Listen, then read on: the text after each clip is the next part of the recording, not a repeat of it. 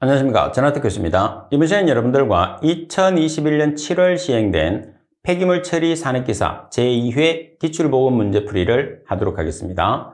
지금 여러분들이 가지고 있는 교재 문제 1번을 보도록 하십시오. 문제 1번에 보시면 탄소가 85%, 수소가 11.3%, 황이 2%, 질소가 0.2%, 수분 1.5%로 조성된 중류를 연소할 때 실제 섭연소 가스량을 계산하시오. 단 공기 과잉계수 M은 1.2라고 되어 있어요. 자, 여기서 여러분들이 실제 섭연소 가스량이란 말이에요. 그러면 섭연소 가스량은 두 개가 있죠. 실제 섭연소 가스량과 이론 섭연소 가스량. 그러면 실제는 실제 공기량을 사용한 거, 이론 섭연소 가스량은 이론 공기량을 사용한 거예요. 따라서 실제 섭연소 가스량 GW, 우리가 원소 분석법이니까 고체 또는 액체 공식을 써야 되겠죠. 고체하고 액체 공식은 같습니다. 따라서 MA0, 이 MA0라는 게 뭐죠? A라는 실제 공기량이 되는 거죠. 따라서 MA0 플러스 5.6H 플러스 0.75 플러스 0.8N 플러스 1.244W라는 공식은 반드시 여러분들이 숙지를 하고 계셔야 돼요. 자, 그럼 여기서 뭐를 계산을 하느냐? 지금 여러분들 문제 조건에서 과잉 공기 계수 1.2가 주어졌어요. 그러면 이 공식을 이용해서 GW를 계산을 해야 되는데 뭐를 모르죠? A0, 이론 공기량을 몰라요. 그러면 원소 분석법에서 고체 액체 연료에서 원소 분석법에서 이론 공기량 A0는 어떻게 계산하죠? 자, 이 식으로 계산하죠. 잘 기억하세요. 8.89C 플러스 26.67 H-8분의 5 플러스 3.33S로 계산을 해요. 단위는 S미터의 삼성 per 킬로그램. 자, 그러면 C라는 탄소가 얼마죠? 85%니까 0.85. H라는 수소가 11.3%니까 0.113. 그리고 산소가 없어요. 그래서 생략. 그리고 S라는 값이 2% 황이니까 0.01을 대입하시면 되죠. 따라서 계산된 이론 공기량은 10.6368 S미터의 삼성 per 킬로그램으로 나왔어요. 그럼 대입을 해보면 되죠. M이라는 공기비가 또는 공기 과잉 계수가 1.2 곱하기 이론 공기량 10.6368 S미터의 삼성 per 킬로그램 플러스 5.6H. 자, H의 값이 11.3%니까 0.113.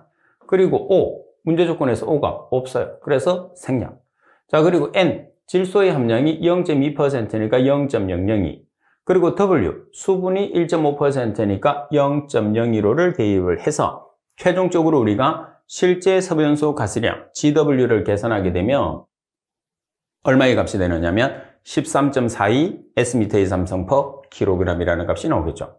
자, 그래서 이 문제 같은 경우에서는 여러분들이 당연히 GW에 해당하는 정확한 식을 이해를 해야 되겠죠. 따라서 이론편에도 있는 것처럼 여러분들이 연소 계산에 관계되는 내용은 고체와 액체 연료 그리고 기체 연료 두 가지로 나누거든요. 그래서 고체와 액체 연료, 기체 연료에 해당하는 연소 계산식을 반드시 숙지를 해 주셔야 돼요. 그래야지 문제를 여러분들이 해결할 수가 있습니다.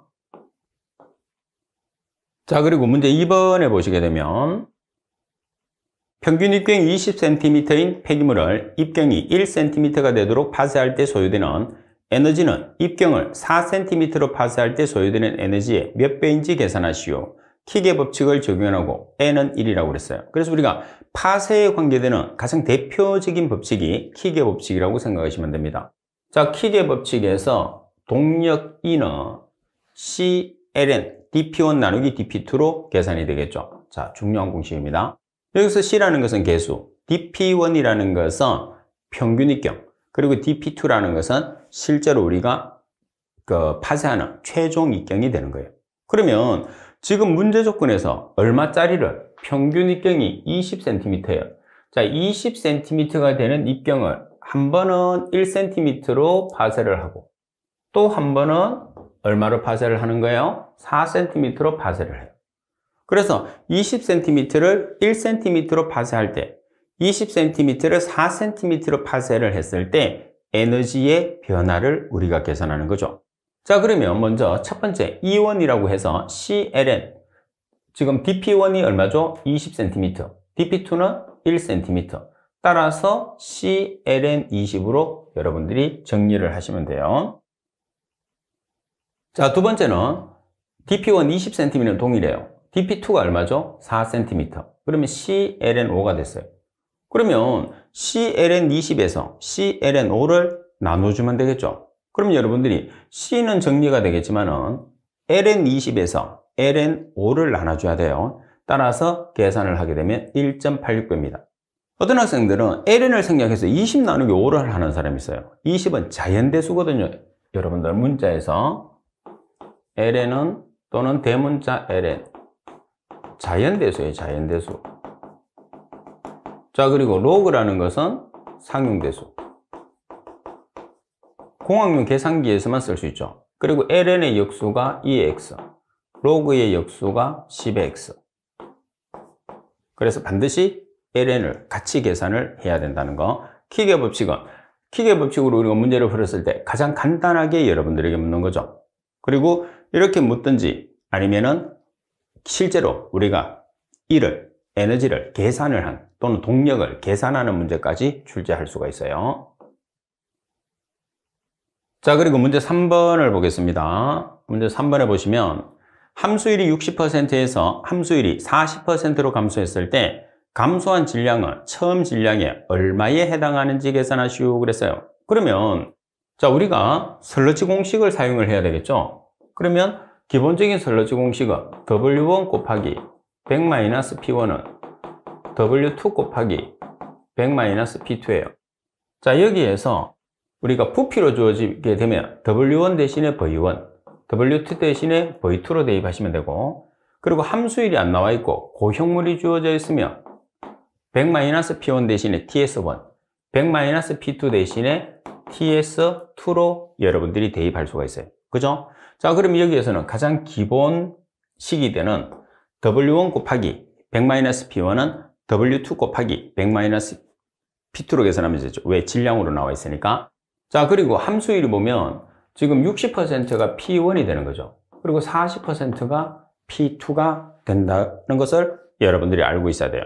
그러면 이 식을 정리를 했을 때 W2가 W1에 몇 배가 되는지를 물어봤으니까, 자, W2가 위에 있으니까 100-P1과 P2를 대각선으로 보는 거야. 여기 P2, 여기 P1. 그래야지 대각선으로 곱했을 때 이 식이 동일한 식이 나오거든요. 그래서 계산을 해보면 100-P1이라는 값이 지금 얼마죠? 60%. 100-P2라는 값이 40%. 따라서 여러분들이 몇 퍼센트가 나오느냐 했으니까 계산기로 계산을 해보면 0.6666이 나왔어요. 따라서 곱하기 100을 하면 66.66%가 되겠죠. 그래서 최종적으로 처음에 값 W1에 비해서 W2는 W1의 66.66%에 해당한다. 이렇게 우리가 정답을 낼 수가 있는 거죠. 그래서 슬러지 공식은 여러분들 상당히 자주 나오기 때문에 정확하게 숙지할 필요가 있습니다.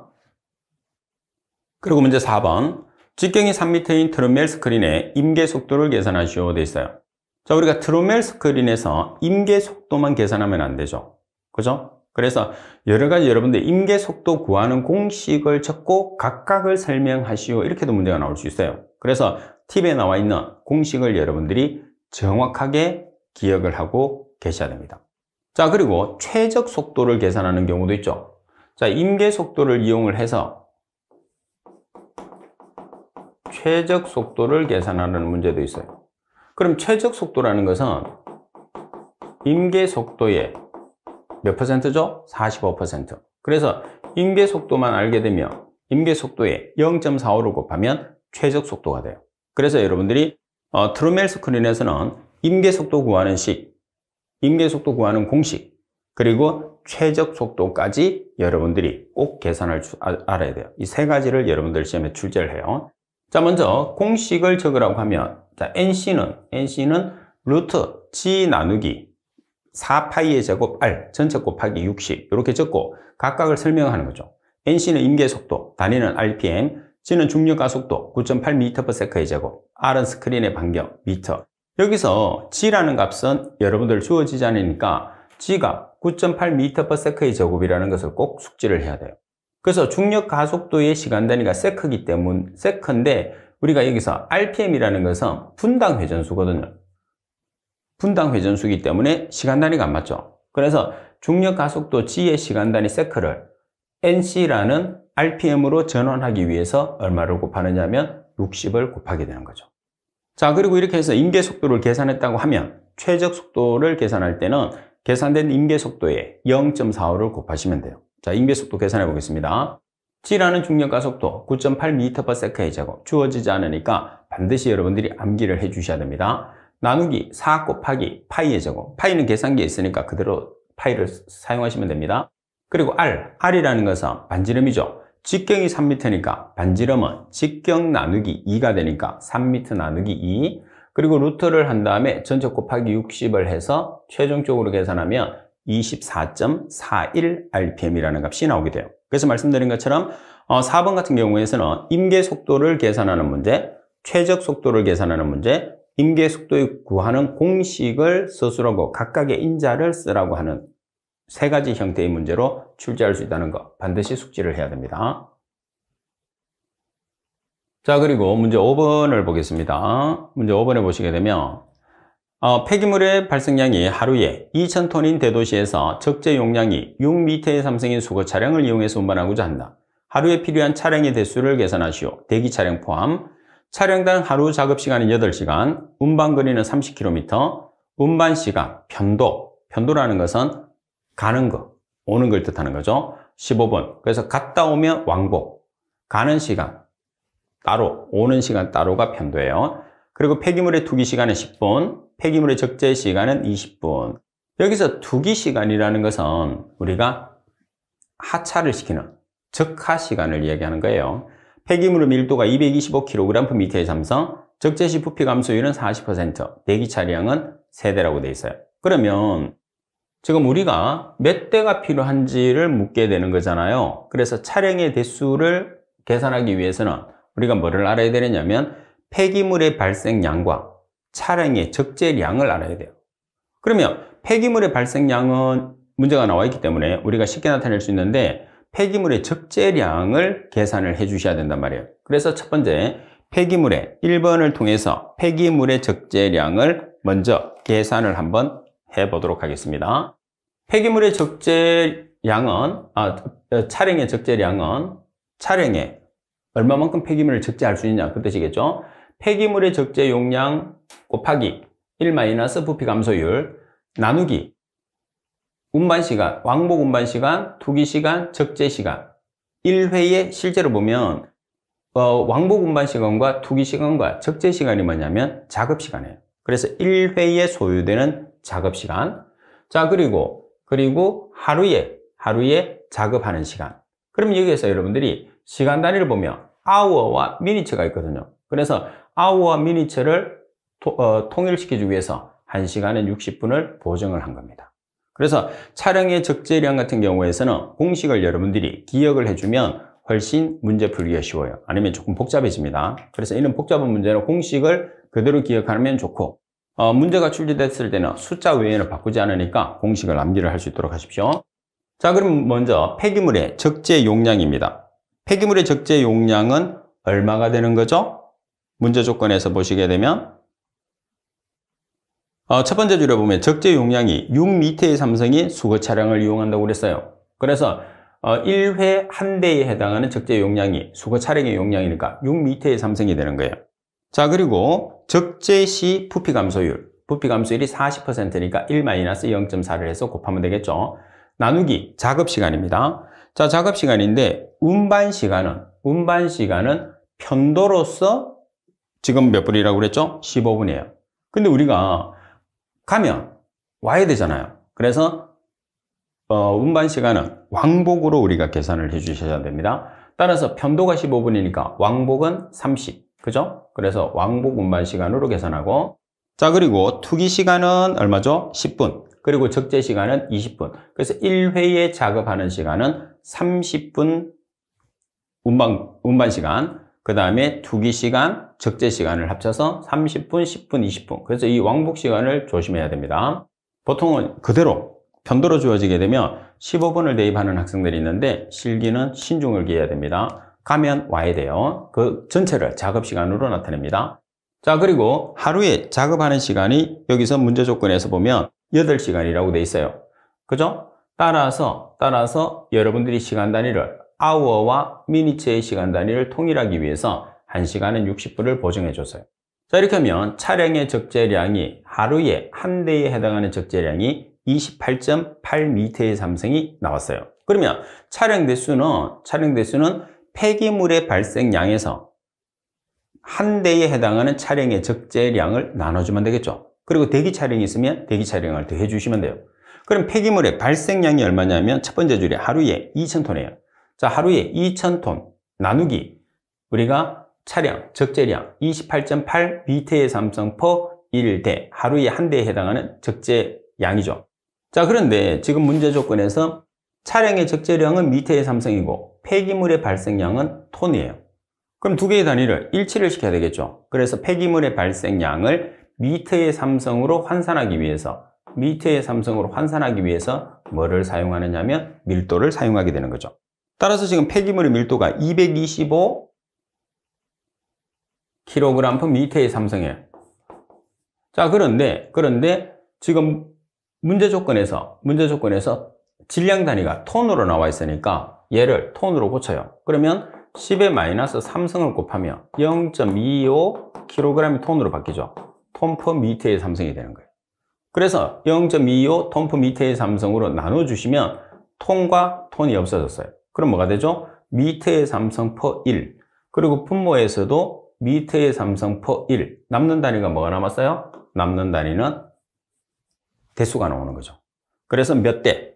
자, 그리고 대기 차량은 주어지면 더해줍니다. 3대. 그런 다음에 소수점 첫째 자리에서 완전올림을 해줘야 됩니다. 그래서 우리가 개수라든지 차량의 수 같은 경우에서는 소수점 처리를 해서는 안 돼요. 따라서 소수점 첫째 자리에서 완전올림을 해서 계산을 하게 되면 312대라는 차량의 숫자를 계산할 수 있죠. 그래서 이 문제의 핵심은 말씀드린 것처럼 차량의 적재량을 계산하는 게 가장 핵심이에요. 그래서 차량의 적재량만 별도로 계산하는 문제도 있을 수 있으니까 이 차량의 적재량을 반드시 여러분들이 숙지를 하시고, 자, 그리고 지금 이 내용 자체가 1회 작업 시간이거든요. 그래서 이 작업 시간은 운반 시간과 투기 시간과 적재 시간, 투기 시간이 적하 시간이라고도 해요. 우리가 차량에서 내려야 되잖아요. 그 내리는 시간을 뜻합니다. 그래서 운반 시간이 지금 문제처럼 편도로 주어져 있으면 반드시 왕복, 가서 오는 것까지 전부 다 작업 시간에 들어가는 거죠. 그래서 왕복 시간이 들어간다는 것을 꼭 숙지를 해야 돼요. 주의해야 되는 문제입니다. 자, 그리고 여러분들 문제 6번에 보시게 되면 1일 처리량이 35kg인 분뇨 처리장에서 메탄가스를 생산하고 있다. 가스 생산을 위한 탱크 용량을 계산하시오. 탱크 체류 시간이 8시간, 메탄가스 발생량은 처리량의 8배로 가정한다고 그랬어요. 자, 그럼 메탄가스라는 것은 뭐예요? CH4를 이야기하는 거죠. 그러면 지금 킬로리터라는 35kg라는 단위가 킬로리터는 미터의 삼성하고 동일한 거예요. 그러면 지금 1일 처리량이 35m의 삼성 per day예요.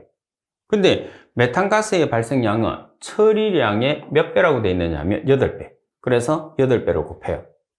그러면 우리가 미터의 삼성이라는 탱크 용량을 계산하기 위해서는 여기서 뭐를 없애면 돼요? day를 없애면 돼요. 그래서 시간이 있나를 보세요. 있죠.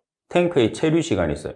근데 8시간이 있으니까 8시간을 우리가 day로 고쳐주기 위해서 하루는 몇 시간이 되는 거죠? 하루는 24시간.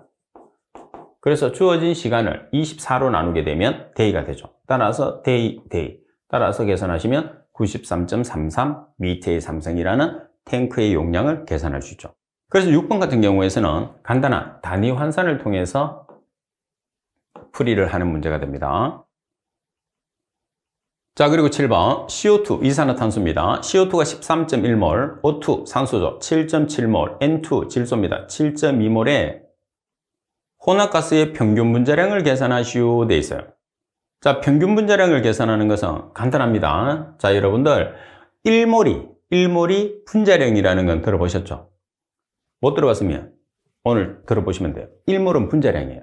그러면 자 보세요. CO2 1몰은 분자량으로 나타내면 CO2는 탄소의 원자량이 12, O의 원자량이 16짜리가 2개니까 44예요. 그래서 CO2 1몰은 44g. O2 1몰은 O는 원자량이 16이니까 2개예요. 32. 그래서 O2 1몰은 32g. N2, N은 14잖아요. 14짜리가 2개가 있으니까 28. 그래서 N2 1몰은 28g이에요. 그러면 보세요. 먼저 CO2에 해당하는가? 자, CO2가 13.1몰이에요. 근데 우리가 지금 필요한 거는 뭐예요? 몰 단위가 없어지고 분자량을 킬로그램으로 계산하라고 그래요. 그래서 킬로그램으로 계산을 해내야 돼. 그래서 몰에 해당하는 질량 단위가 필요하단 말이에요. 그래서 1몰에 해당하는 분자량을 쓰는 거예요. 자, 그럼 13.1몰이라는 CO2는 1몰에 해당하는 분자량, 1몰이 분자량이니까 1몰에 해당하는 값이 얼마죠? 44g. 1몰은 분자량이니까. 그래서 몰 없앨 수 있는 거죠. 플러스 O2는 7.7몰이에요. O2 1몰은 몇 그램? 32g. 몰 없어서 g이 나오죠. 자, 그리고 N2 9.2몰. N2는 1몰이 얼마죠? 분자량이 되니까 28g이 되는 거죠. 이렇게. 따라서 계산하면 g이 이렇게 나왔어요. 근데 정답에서는 g으로 계산하는 게 아니고 킬로그램으로 계산하라고 그러죠. 그러면 계산된 g에서 얼마를 곱하면 10의 마이너스 3승을 곱하면 킬로그램이 되죠. 따라서 결론적으로 1.08kg이라는 값을 계산할 수가 있는 거죠. 자, 그리고 문제 8번을 보겠습니다. 문제 8번은 상당히 중요한 문제죠. 다음과 같은 매립지 내에서 침출수가 차수층을 통과하는 데 소요되는 시간을 계산하시오. 다르시 법칙이 적용됩니다. 그죠? 점토층의 두께가 1.0m, 유효 공급률이 0.2, 투수계수가 10-7성 cm/s, 상부 침출수 수도가 0.4m예요. 그럼 여기에서 먼저 우리가 뭐를 보느냐 하면 T라는 시간을 계산하는 공식을 반드시 암기를 먼저 해주셔야 돼요. 여기서 D의 제곱 곱하기 N 나누기 K 곱하기 갈로 D 플러스 H 갈로 닫고, 여기서 D라는 것은 뭐냐면 점토층의 두께, 그리고 N이라는 것은 유효 공급률, 그리고 K라는 것은 투수계수, D는 점토층의 두께, H는 상부 침출수의 수도예요. 그러면 점토층의 두께나 상부 침출수의 수도의 단위가 미터 단위를 나타내고 있죠. 그리고 지금 소요되는 시간을 연으로 계산하라고 그래요. 그럼 길이 단위는 미터, 시간 단위는 연이 된단 말이에요. 근데 투수 개수를 보게 되면 cm/s로 주어졌어요. 그럼 여기서 길이 단위는 미터고 시간 단위는 연이 돼야 된단 말이에요. 그래서 가장 핵심적인 내용은 뭐냐 하면 지금 설명드리는 투수 개수 cm/s를 미터/연으로 계산하는 게 이 문제의 가장 핵심이에요. 아시겠죠? 투수 개수가 대입되려고 하면 미터/연의 단위로 만들어서 대입을 해야 된단 말이에요. 그럼 이 내용만 되면 공식만 외우면 그대로 대입이 되는 쉬운 문제가 되죠. 근데 투수 개수 단위를 전환하지 못하면 왜 전환을 해야 되는지를 모르면 전환하는 게 힘들 거 아니에요. 그래서 투수 개수의 단위에 대한 개념을 잘 모르면 이 문제는 어렵고, 투수 개수에 대한 단위를 잘 이해하고 있으면 이 문제는 상당히 쉬운 거예요. 자, 그럼 투수 개수를 단위를 맞춰 보겠습니다. 자, 10-7성 cm/s에서 먼저 cm를 미터로 고쳐요. 그러면 1m는 10의 2성 cm, 이렇게 해서 미터로 고쳤어요. 자, 그리고 시간 단위를 바꿉니다. 1시간은 3600초, 하루는 24시간, 1년은 365일, 연이 됐겠죠. 그래서 미터/연이 되는 거죠. 미터/연이 되는 것은 길이 단위는 문제 조건에서 미터, 시간 단위는 소요되는 시간을 연으로 계산하라고 그랬으니까 연을 사용을 해야 된단 말이에요. 그래서 투수 개수가 여러분들 시험에서는 cm/s로 주어지거든요. 왜? 그 cm/s를 미터/연으로 고치는 게 이 문제의 핵심이기 때문에. 그래서 미터/연으로 일단 여러분들이 계산을 해야 돼, 이렇게. 그런 다음에 시간 t를 계산하면 되겠죠. 자, 시간 t는 d의 제곱, d가 1.0m, 점토층의 두께니까 1.0m의 제곱 곱하기 n, 공급률 0.2, 나누기 투수계수, 우리가 환산한 3.15 곱하기 10-2성 미터/연을 대입을 하는 거죠. 자, 곱하기 갈로 점토층의 두께 1.0m 플러스 상부 침출수의 수도 0.4m를 해서 계산을 하게 되면 4.54연이 되는 거죠. 그래서 이 문제를 제가 중요하다고 했는데 중요한 이유를 아시겠죠? 투수 개수 때문에 중요한 거예요. 그래서 투수 개수의 단위를 미터/연으로 계산한 다음에 공식에 대입을 해야지 침출수가 차하수청을 통과하는데 소요되는 시간을 연으로 계산할 수 있다는 거 꼭 숙지를 해 주셔야 됩니다. 자, 그리고 문제 9번을 보겠습니다. 문제 9번에 보시게 되면 전과정 평가의 구성 요소 4가지를 쓰시오. 전과정 평가를 LCA라고 하죠. 자, 4가지는 목적 및 범위 설정, 그리고 목록 분석, 역량 평가, 개선 평가 및 해석. 자, 그리고 전과정 평가 LCA의 단계를 순서대로 쓰시오 이렇게 나오면 목적 및 범위 설정 화살표, 그리고 목록 분석 화살표, 역량 평가 화살표, 개선 평가 및 해석 순서로 적어주시면 되겠죠. 그래서 순서는 1번, 2번, 3번, 4번을 그대로 나타내면 순서가 됩니다. 자, 그리고 10번 문제를 보시게 되면 해안매립공법의 종류 3가지를 쓰시오 되어 있어요. 자, 여기서 여러분들이 비교를 해야 되는 것은 해안매립공법이 나오면 내륙매립공법이 나와야 돼요. 그죠?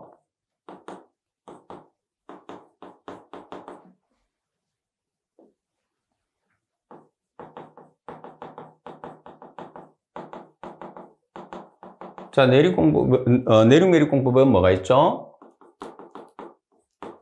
샌드위치 공법, 그리고 셀공법, 압축매립공법, 그리고 도량식공법. 자, 이렇게 있어요. 꼭 비교해야 됩니다. 자, 샌드위치 공법은 폐기물을 매립하고 복토하고, 폐기물을 깔고 복토하고, 이런 시스템. 셀 공법이라는 것은 셀을 만들죠. 매립장에. 자, 이런 식으로 셀을 만들어서 지금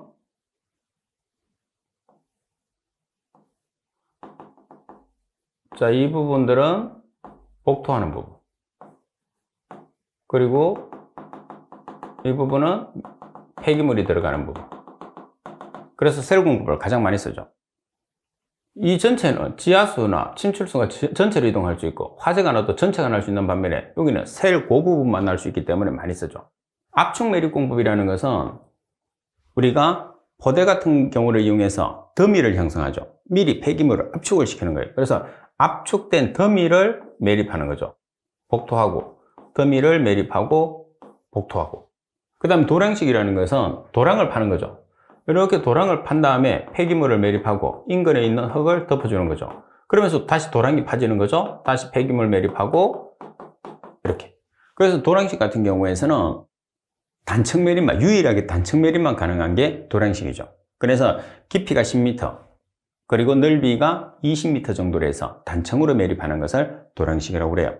반면에 해안 매립 공법 같은 경우에서는 박청 뿌림 공법이라는 게 있어요. 그죠? 그리고 순차 투입 공법, 수중 투기 공법, 내수 배제 공법이에요. 자, 이제 종류만 써라 그러면 이렇게 쓰시면 돼요. 3가지만 쓰시면 됩니다. 4가지가 있다 하더라도 박청 뿌림 공법, 순차 투입 공법, 그리고 수중 투기 공법, 내수 배제 공법. 자, 그런데 이제 설명을 적으라고 하면 여기에서 박청 뿌림 공법이라는 것은 개량된 지반이 붕괴될 위험이 있을 때 사용하는 방법이에요. 그래서 밑면이 뚫린 바지선을 이용을 해서 쓰레기를 박청으로 뜨레뜨레 뿌려주어서 바닥에 지반 하중을 균등하게 하기 위해서 사용하는 방법이고, 순차 투입 공법이라는 것은 호안청으로부터 순차적으로 쓰레기를 투입하는 거죠. 다시 말해서 해안으로 가서 그 해안가에서부터 바다 쪽으로 순차적으로 매립하는 방법이에요. 자, 그 다음에 수중 투기 공법이라는 것은 호안에서 해수를 그대로 둔 채 매립하는 방법. 그게 수중 투기 공법이고요. 그리고 내수 배제 공법이라는 것은 호안에 있는 물을 완전히 여기 매립 전에 호안에 있는 물을 완전히 제거를 시켜요. 그런 다음에 폐기물을 매립하는 방식을 우리가 내수 배제 방식이라고 그러죠. 따라서 가장 특징적인 해안 매립 공법과 내륙 매립 공법 각각의 종류를 여러분들이 기억을 하시고, 그리고 각각에 대한 설명을 여러분들이 적을 수 있게끔 공부를 해 놓으시는 게 중요합니다. 자, 그리고 11번 문제를 보시게 되면 로신 라밀러식을 쓰고 각 인자를 설명하시오 되어 있어요. 자, 로신-라밀러식은 y는 1-exp, 마이너스 x 나누기 x0의 n승이죠. 여기서 y라는 것은 체화분율, 퍼센트, x는 폐기물 입자의 크기, 보통 센티미터입니다. x0는 특성 입자의 크기, 그리고 n이라는 것은 상수. 따라서 이 문제 같은 경우에서는 우리가 계산하는 경우도 상당히 많아요. 계산하는 경우도 많고, 자, 그리고 지금 공식으로 설명하는 문제도 있기 때문에 정확하게 공식을 기억을 해야 되겠죠. 여기서 계산을 하는 경우에서는 우리가 x0를 계산을 하라고 그래요. 그럼 식을 정리하게 되면 마이너스 x ln 1-y가 되거든요. 그래서 이 식을 기억을 해서 계산으로 바로 하시면 됩니다. 그리고 12번 문제를 보시게 되면 폐기물의 열분해 처리 원리를 쓰고 소각 처리에 비해서 갖는 장점 3가지만 쓰시오. 일단 열분해와 소각 처리의 가장 차이점은 산소를 이용하느냐 이용하지 않느냐. 소각이라는 것은 많은 양의 산소를 이용해서 태우는 거죠. 그래서 발열 반응이에요. 반면에 열분해라는 것은 무산소나 산소가 거의 없는 상태에서 연료를 생산해내는 과정이죠. 그래서 흡열 반응이 됩니다. 두 개의 가장 큰 차이점이죠. 그래서 여러분들이 열분해의 정의, 그리고 각각이 생산되는 고체, 액체, 기체에 해당하는 연료 2가지씩, 그리고 소각에 비해서 열 처리의 장단점 꼭 기억을 해놔야 됩니다. 자, 먼저 열분해 처리 원리를 보면 폐기물을 무산소 또는 산소가 부족한 상태에서 고온으로 가열을 해서 가스나 액체나 고체의 연료를 생산하는 공정을 열분해 공정이라고 합니다. 자, 그럼 장점은 황이나 중금속이 회분 속에 고정되는 비율이 크다. 자, 이 말은 뭐냐면 회분은 입자성 물질이잖아요. 그러면 우리가 황성분이 연소되고 중금속이 연소돼서 발생했을 때 회분에 달라붙게 되면 집진기를 통해서 우리가 제거할 수 있거든요. 그래서 회분 속에 고정되는 비율이 크기 때문에 처리하기가 쉽다는 소리입니다. 자, 그리고 소각에 비해서 상대적으로 저온의 온도가 낮아요. 온도가 낮으면 어떤 물질이 적게 발생하죠? 질소산화물. 그리고 환원성 분위기가 유지되죠. 왜? 산소가 없으니까. 따라서 삼각크롬이 육각크롬으로 변화되기가 어려워요. 근데 왜 삼각크롬이 육각크롬으로 변화가 안 되는데 이게 장점이냐? 삼각크롬은 독성이 없어요. 육각크롬은 독성이 아주 강한 물질이에요. 그러면 독성이 없는 물질이 독성이 강한 물질로 변화가 되면, 산화가 되면 어때요? 우리가 피해를 받으니까 그 물질을 처리를 해야 되잖아요. 그래서 안 좋은 거죠. 근데 환원성 분위기가 유지되니까 3가짜리가 6가로 산화가 안 돼요. 그대로 존재를 하는 거죠. 그래서 독성이 없는 3가로 존재하니까 당연히 단점이 아니고 장점이 된다는 거죠.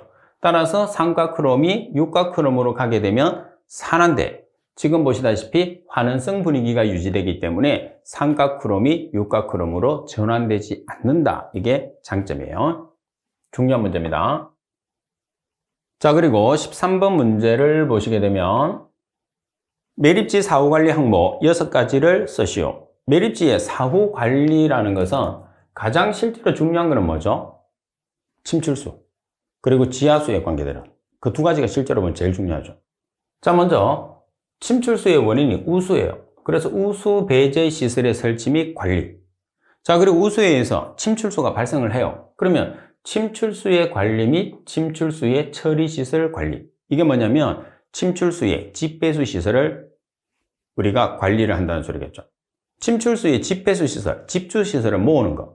그리고 배수 시설은 제거하는 시설. 그래서 침출수의 집배수 시설을 말씀하는 거고, 그 다음 매립정에서는 뭐가 발생하죠? 가스가 발생해요. 그래서 발생 가스의 회수 및 관리.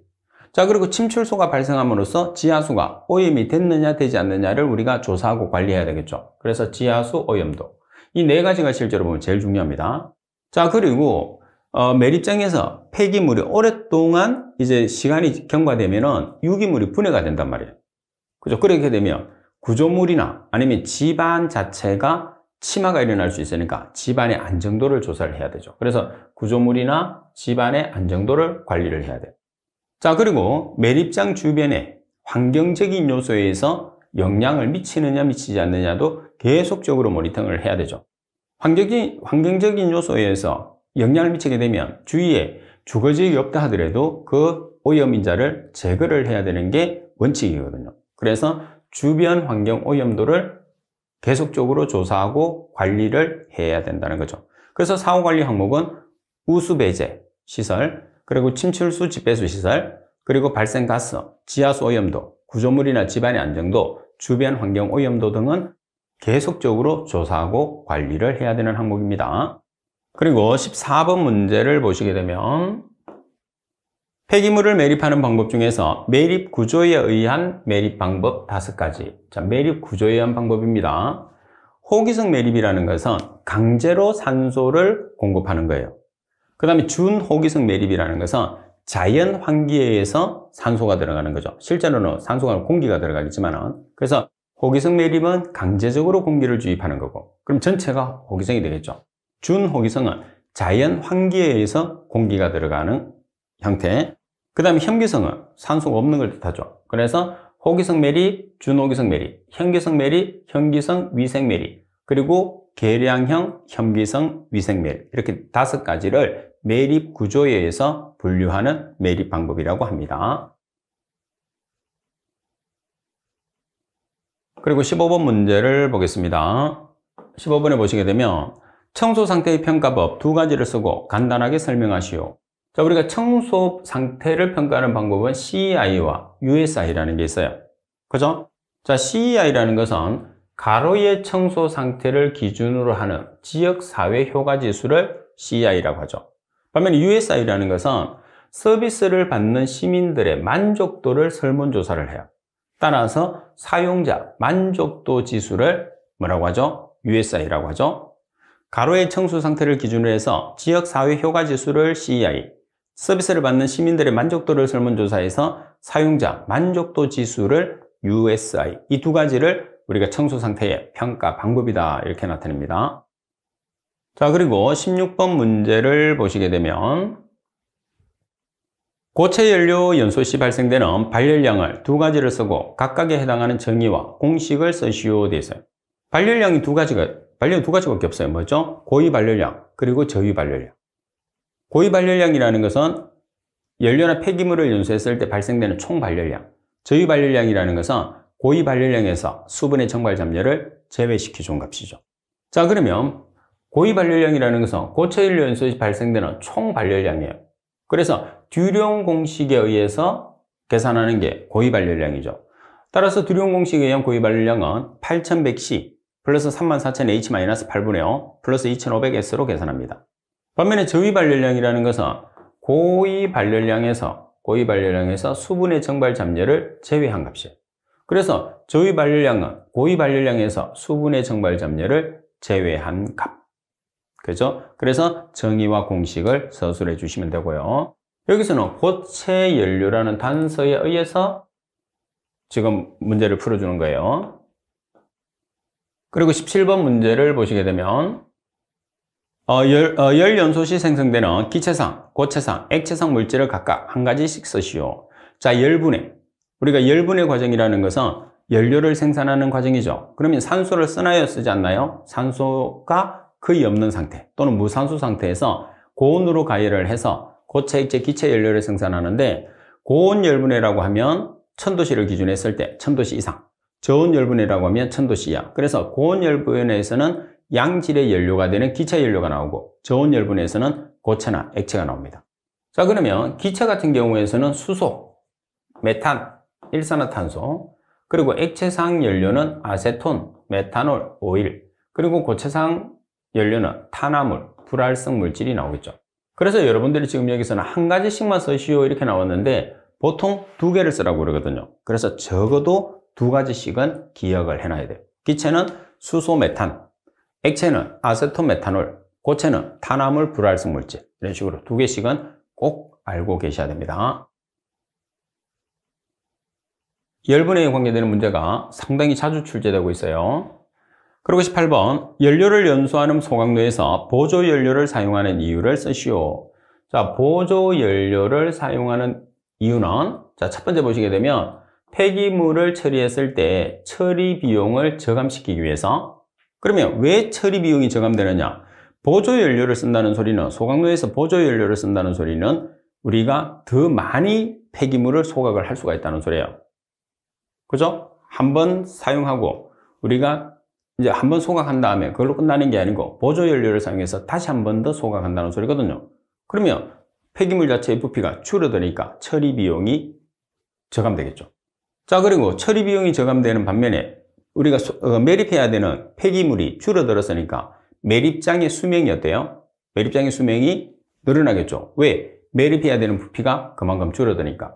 그래서 매립장의 수명을 연장시키기 위해서, 따라서 처리 비용 저감이나 매립장의 수명을 연장시키기 위해서 우리가 보조연료를 사용을 하게 되는 거죠.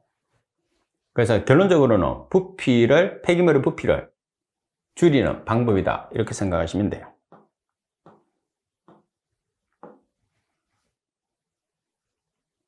자, 지금 여러분들이 보고 계시는 이 문제는 여러분들 선배들이 시험을 친 다음에 제가 보내준 문제를 제가 재편성을 한 문제입니다. 따라서 시험을 치는 여러분들이 가장 정확하게 문제를 볼 수 있기 때문에 복원도 가장 정확하게 할 수 있어요. 그래서 시험을 친 다음에 복원을 해서 제게 보내주시면 제가 후배들을 가르치고 교재를 만드는데 아주 많은 도움이 됩니다. 여러분들의 적극적인 참여 꼭 부탁을 드릴게요.